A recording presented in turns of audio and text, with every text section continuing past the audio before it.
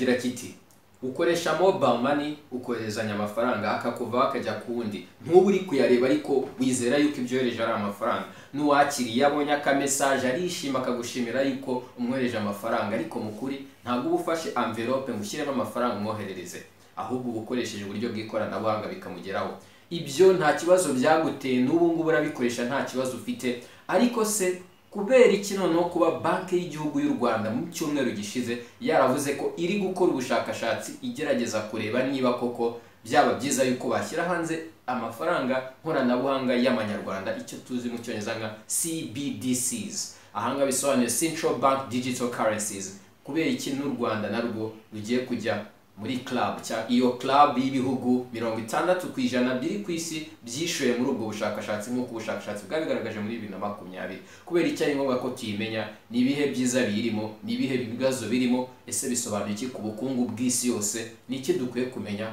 nge nawe kaze neza turiza kuri busobanura cryptocurrency and or Bitcoin in terms of currency to transact. Believe it or not, we've sold 17 cars, Bentleys and Rolls with Bitcoin. Musk is driving so much of this market, it's fascinating. Amafaranga ni ikintu kimaze igihe kinini cyane gusa reka tugende turebe hano mu 1694 ntiwaruzi yuko ari cyo gihe bwa mbere banki y'Ubwongereza ariyo yatangiye gukoresha mu buryo buhoraho inoti turavuga inoti kubera hari n'ibiceri mu buryo buhoraho none nyuma y'ibinyejana hafi bine ubu tugiye kuvuga ku mafaranga utabona ndetse utanakoraho ariko ugomba kwizera yuko ari amafaranga ariyo yiswe CBDCs cyangwa Central Bank Digital Currencies. Ibi ngibi ni ibintu bitari byoroshye ariko ubu ngubu abantu benshi yaba ngewe yaba wowe cyangwa se hirya no hino umuntu uri ku isi yose ubu ngubu arimo arashakisha amakuru kubera ko bose ubu Bitcoin yatanze inkuru company zashoyemo atari make yewe Tesla mwarabibonye PayPal ishoramo ndetse na benshi bumva yuko ishobora kuzaba iki amafaranga y'ahazaza ibi byatumye guverinoma zibonye yuko zitagomba gutegereza kuko nkuko Citibank yakoze ubushakashatsi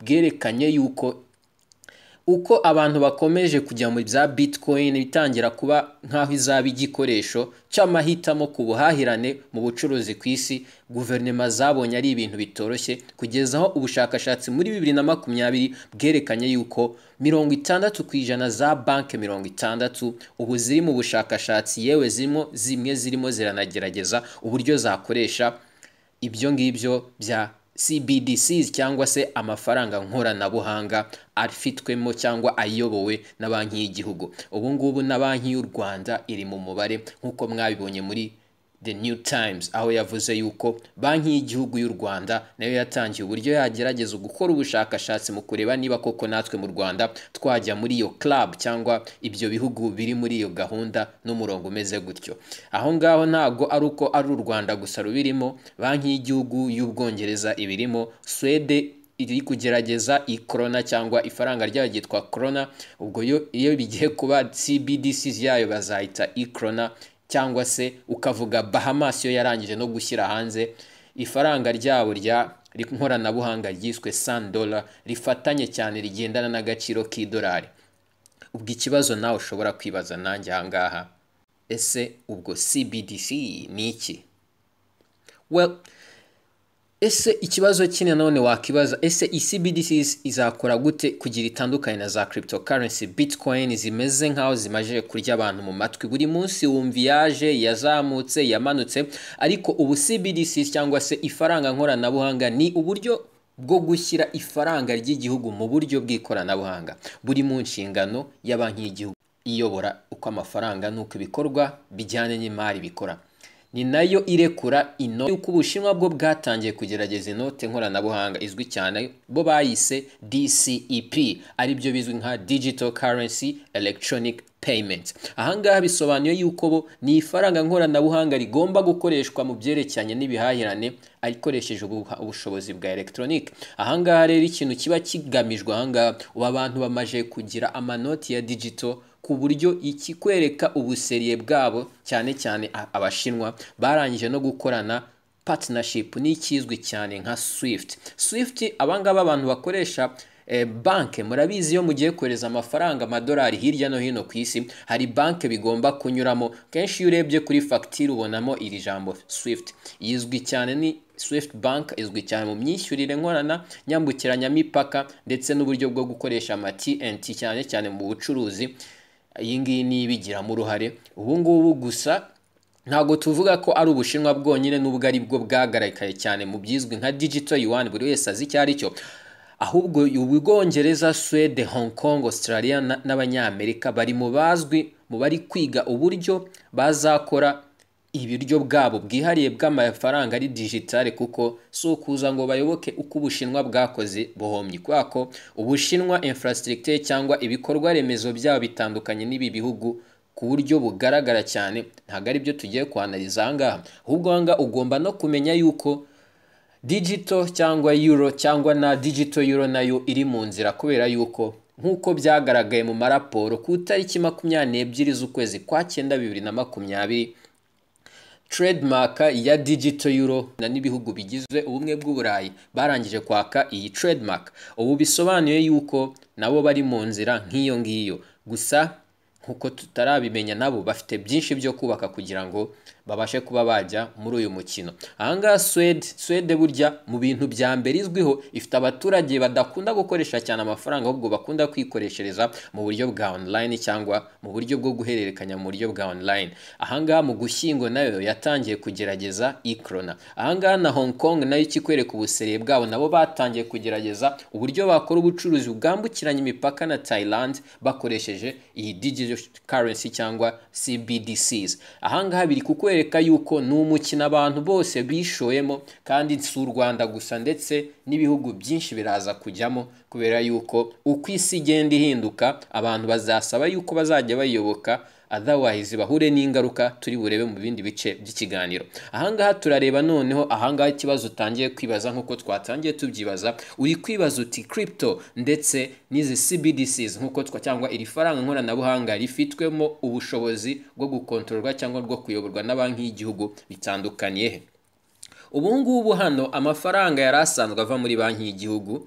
Ahangaha nanone bityo bizasaba nuko uzaba ufite ikofi cyangwa wallet, aho kugira ngo ubone inoti isanzwe igaragara ahangaha uzajya ubona ibiceri cyangwa inoti biri electronique. Ibi ngibi ntago ari gitangaza, abantu bari mu Bushinwa bo barabizi, barabibonye. Ubu ngubu umuntu akwereka inoti ariko akayikwereka iri muri telefone, kandi ubu ngubu byaroroshye n'amabanki yatangiye serivisi zo gufasha banki y'igihugu kugira ngo bigere ku baturage benshi. Aha konti leta izemeza, leta y'ubwayo yonyine ni izemeza niba amabanki azakomeza gukora bagakoresha za konti abantu bari bafite, cyangwa banki z'igihugu zo zikagira konti zifatanye n'iz'umuturage direct. Ariko nko mu Bushinwa ho bahisemo yuko bazajya koresha banki systeme ya banki nk'uburyo busanzwe, ku buryo ubu ngubu umuntu afata akadownloadinga wallet, yamara kudownloadinga iyo wallet akahita yihuza na banki asanzwe akoresha, ibintu bikakomeza bigenda neza. Gusa hari uburyo nyine, impamvu tukubwira yuko ari amahitamo nuko Amerika na Canada bo bashobora kuzahitamo kuhita bagera ku muturage, kubera yuko bo hari ibintu bigizwe cyane muri iyi minsi y'igihe cya Covid. Mwumvaga bavuze ngo baprintinze amafaranga. Ahangaha byatumaga amafaranga ba printinze bahita bayanyuza mu bizwi nka stimulus check. Hano twarabisobanuye kuri channel. Ahangaha amafaranga ahabwa abaturage, buri muturage wese bihita byoreza banki kumenya niba yageze ku muntu yagombaga kugeraho. Ahangaha noneho turagaruka ku kibazo kigira kiti nanone, ese noneho biba bitaniye he? Well, DCBD cyangwa se izi ngizi za central bank digital currency, ibi ngibi bitandukanye cyane na crypto, kubera yuko nk'urugero mu Bushinwa, kugira wumve ukuntu bitandukanye ureba n'ibikorwa remezo bakeneye kugira ngo iyi systeme ibashe gushoboka.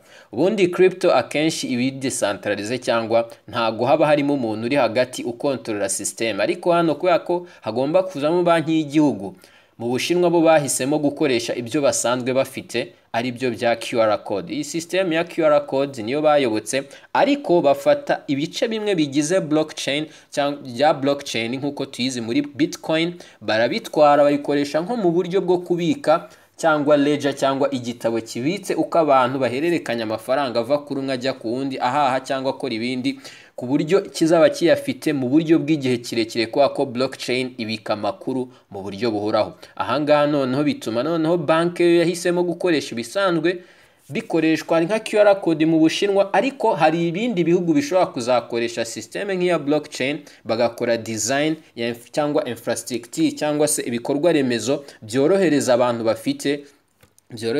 bakoresha bakoresha blockchain, akaba ariyo technology iba iyibanze yubatse uburyo bw'amafaranga ayo ngayo twagiye tuvuga rya central bank digital cash cyangwa se ifaranga nkoranabuhanga riyoborwa na leta. Ibi ngibi rero iyo kubera Abashinwa bahisemo QR code n'izina ryabo ntago ryagumye, ni yego ni ibisanzwe ni digital currency ya central bank nkuko twabisobanuye, ariko bo bayise DCEP cyangwa se digital currency for electronic payment, kubera ko iyo byiswe gutyo nibyo byahise bituma design yayo imacinga cyangwa ijyana na QR code system basanzwe bamenyereye mu buryo bw'imihahiranire, aho basanzwe bafite WeChat Pay na Alipay basanzwe bakoresha, ziri muri systeme bazi kandi n'abaturage bizera, bihita byoroshya yuko iyi system ihita ijya mu baturage bakayizera kurushaho.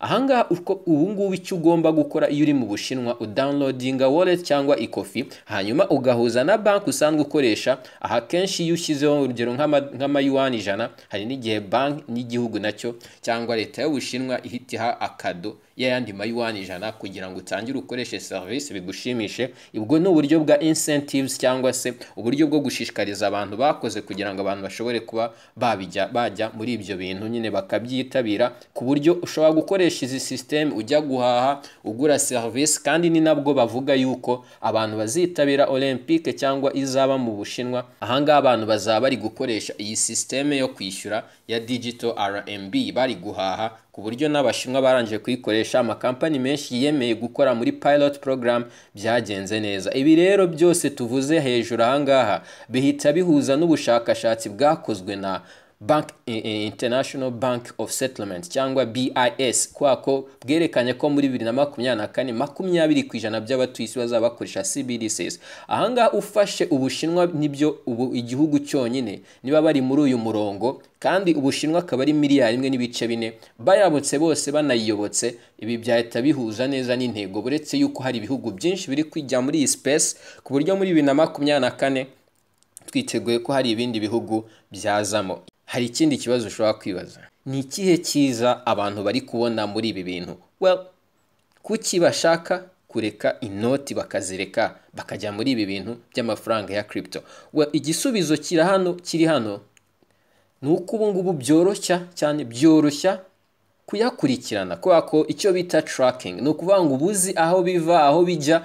Cyane reka twumve Christine Lagarde, umuyobozi cyangwa guverineri nk'uko twe tumwita mu Rwanda wa banki y'ubumwe bw'Uburayi. But this is a decision that will be taken collectively, is that we might well go in that direction, which does not mean that a digital euro is going to be available right away, because obviously we are going to have to address all the issues of anti-money laundering, financing of terrorism, privacy of users and all their information, the appropriate technology that will carry that digital currency. And this is, a project that will probably take us 2, 3, 4 years. Ahangaha nk'uko abisobanuye hano biroroshye cyane, barimo barareba cyane yuko bo ifaranga ryabo rimeze nk'aho target yayo ari ibyo bintu. Niba mwumvishe neza ikintu cya mbere avuze ni ukurwanya money laundering, nisobanura birahura na cya kintu nakubwiye gutracking,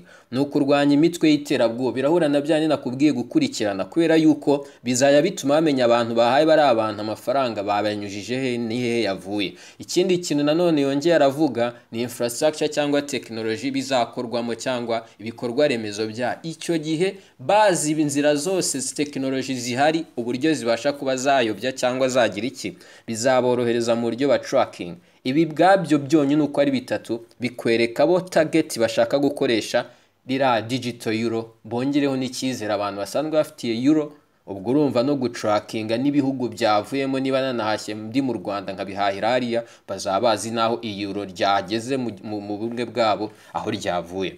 Ikindi kintu nanone ahangaho ugomba kumenya, indi mpamvu ni uko igihugu kizaba gifite amakuru ahagije ku bukungu bwacyo.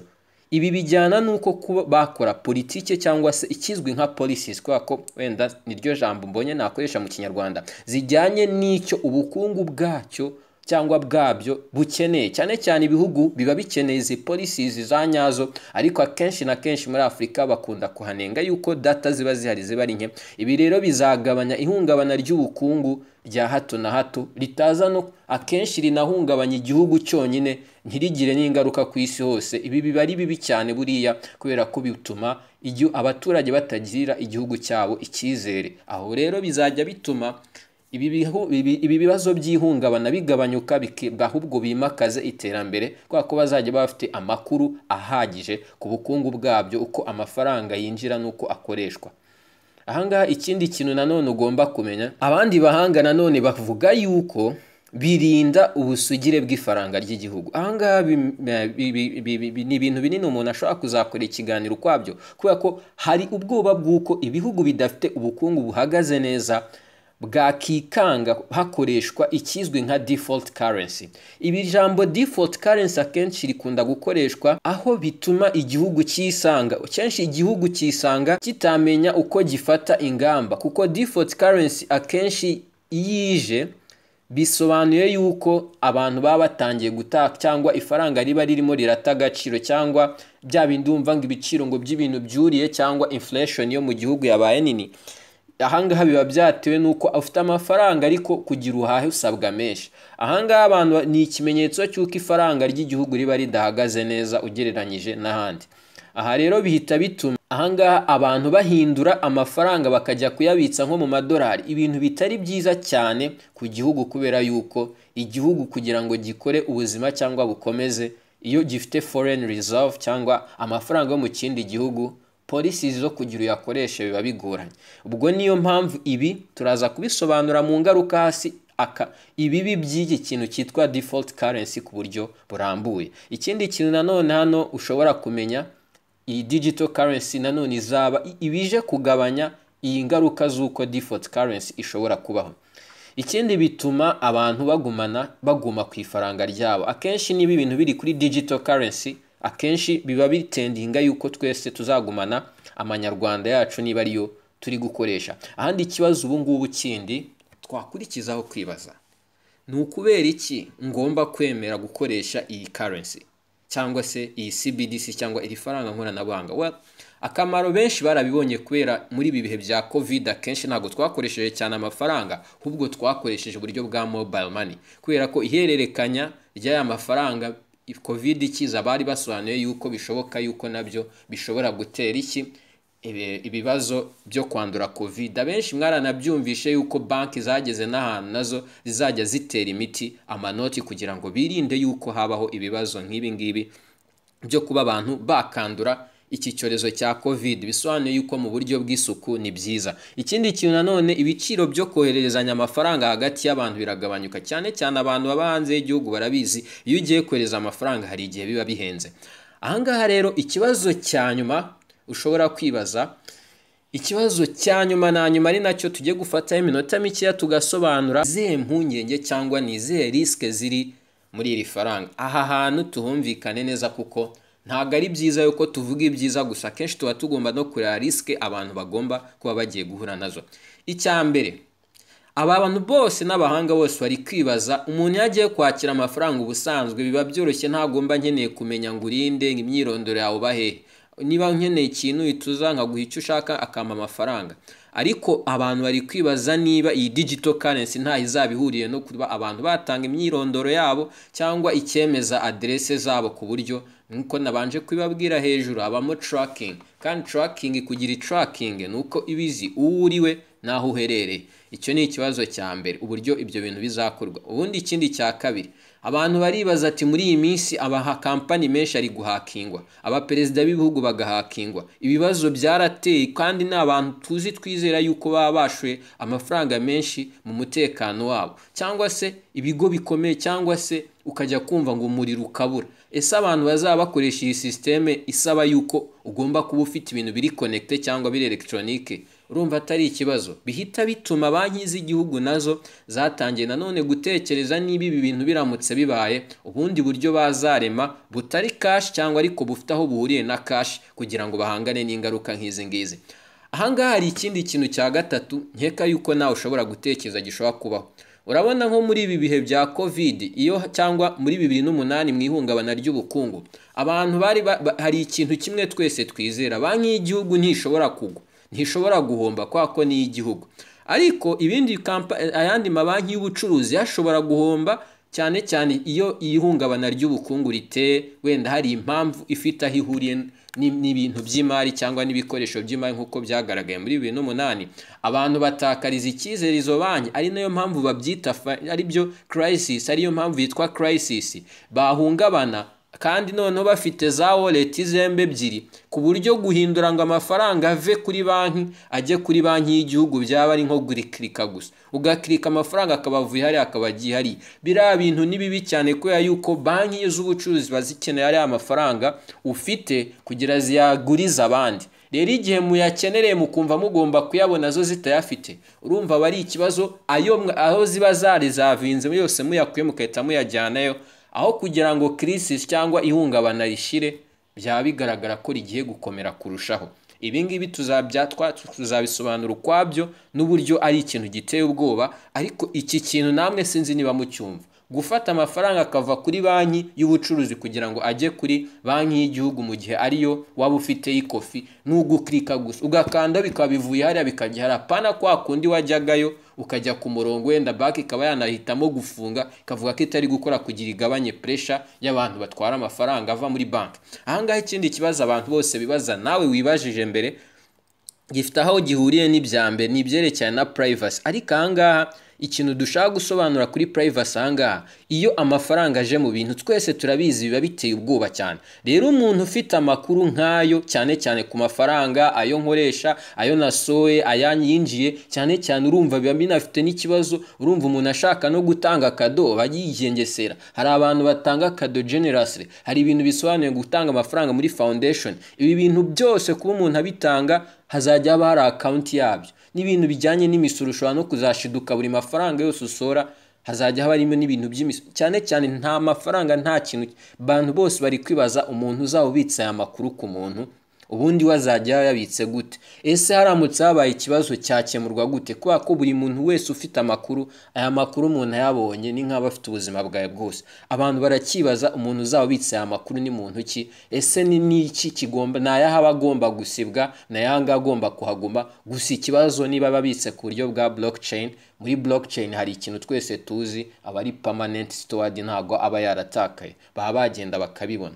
Ikindi kintu nanone ahangaha ugomba no kumenya, ibi bya binoroheye, hari ibihugu bivuga gutya ngo bikufatiye umwanzuro, byandi ujya wumva ngo ba freezing account. Hari igihe hazajya habaho nk'ikosa ugasanga wenda nka konti yawe bayifreezinze. Icyo gihe bayifreezinze ntiwemerewe guhaha. Hano biroroshye cyane kuba wahita ukena ugasubira hasi mu gihe kingana n'amasegonda, kubera yuko ni just a click nk'uko twabivuze, ukaba ugiye hasi, nta cash yindi ifite, ntaho wasaba, nta n'umuntu waguhereza kubera yuko yakohereza gute ibintu afite ni cash. Ni ukuvuga no kukuguriza bisaba yuko mwese mukoresha ya system. Murumva impungenge ziri aho ngaha kenshi zirumvikana. Ni ibintu nanone abantu bagomba gutekerezaho bakora ubushakashatsi. Ikindi cya nyuma ahangaha nanone tujya kureba ingaruka nanone zigaruka kuri leta, kubera ko twavuze cyane ku baturage, ariko na leta zifite risk ikomeye cyane.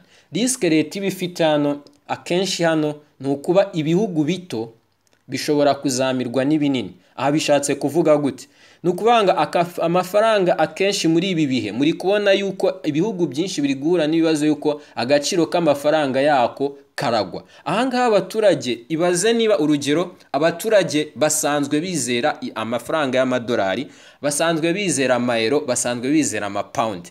Ibaze amadolari rero nk'uku nguku tuyizera, abantu basanzwe babitsamo. Akenshi iyo igihugu gihuye n'ihungabana ry'ubukungu, abantu bahita bafata amafaranga yabo bakayabitsa mu madolari. Ahangaha iyo babikije mu madolari akenshi ntibabitse mu manyarwanda, ubwabyo ni ikibazo. None yibaze rero niba habayeho amafaranga y'idolari ariko ari digitali, noneho ntibabitsa gusa, ahubwo noneho baranarikoresha bahaha nka default currency. Default currency nk'uko twabivuze, kugira ngo wumve default currency ni iki, ni igihe amafaranga y'igihugu ata agaciro ukisangaho kugira ngo uhahe ibintu be wanahaha cyangwa bifite agaciro, uri gukoresha amadora cyangwa irindi faranga abantu bahuriyeho. N'urugero akenshi ibihugu byinshi bijya ku idolari kubera yuko ari ryo riri power.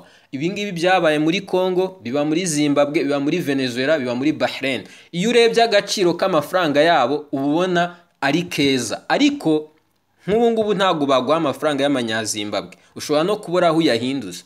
Ni ukuvuga ngo umunyana wo muri Zimbabwe amafaranga yaguha ukemera ni amadolari. Nabo mu gihugu cyabo iyo ibibazo bigiye kuba baba barayabitse mu madolari, bahahirana hagati yabo mu madolari aho kugira bakoresha amanyazimbabwe. Iki nicyo bita default currency. Ntabwo aba ari amafaranga igihugu gihisemo kibishaka, ahubwo nuko n'abaturage bapushinga igihugu gukoresha iyo default currency kubera yuko bahahirana ari byo bakoresheje. Ibi rero bisobanuye yuko baramutse bafite easy access cyangwa bishoboka yuko bagera kuri iyo pound dollar iri digital cyangwa digital euro cyangwa se digital yindi, ibi ngibi byatuma noneho ifaranga rihungabana cyane ku buryo igihugu noneho ikintu kiba mu bintu bifite cyangwa bifite ubudahangarwa mu gihugu nyuma y'amadarapo n'ibindi bintu. Ariko n'ifaranga rikunda gusobanura igihugu. Akenshi iyo umuntu akubaje ngo igihugu cyawe ni iki, uhita unamubaza n'amafaranga mukoreshayo. Ibaze rero niba muri kuvuga yuko mu gihugu cyawe ngo mukoresha amadolari yo muri Amerika, umuntu ahita kunyuzamo ijisho akavuga ati yewe cya gihugu nacyo ubukungu bwacyo ntibuhagaze neza. Rero ubutaha none ahubwo tusobanuye ingaruka kuri leta, ku bantu. Ubu noneho tuzareba noneho ubutaha ese ingaruka biri kuri banki zisanzwe nizihe. Wakoze gukurikirana ikiganiro guhera gitangiye. Ciao, shalom, naho ubutaha. Niba wakunze ubusesenguri twagerageje kugukorera, ibiganiro nk'ibi ngibi nibyo tugiye kuzajya tubagezaho rimwe na rimwe, cyane cyane bishobora kuba buri munsi bitewe na topic muzamutubwira. Wabikunze jya muri comment utubwire, kandi niba hari ibindi wifuza kumenya muri isi y'ubukungu cyangwa se business bifite aho bihuriye ubukungu, cyane cyane nibwo tureba ko business izamo, technology zikazamo, ibindi byose bifite aho bipushinga igihugu aho kigana imbere, nibyo hangaho uzajya bisanga. Ntabwo ari entertainment ko ntabwo ari ibintu byacu, ariko ku bukungu ho tuzajya dusya tutanzitse. Stay safe and stay strong.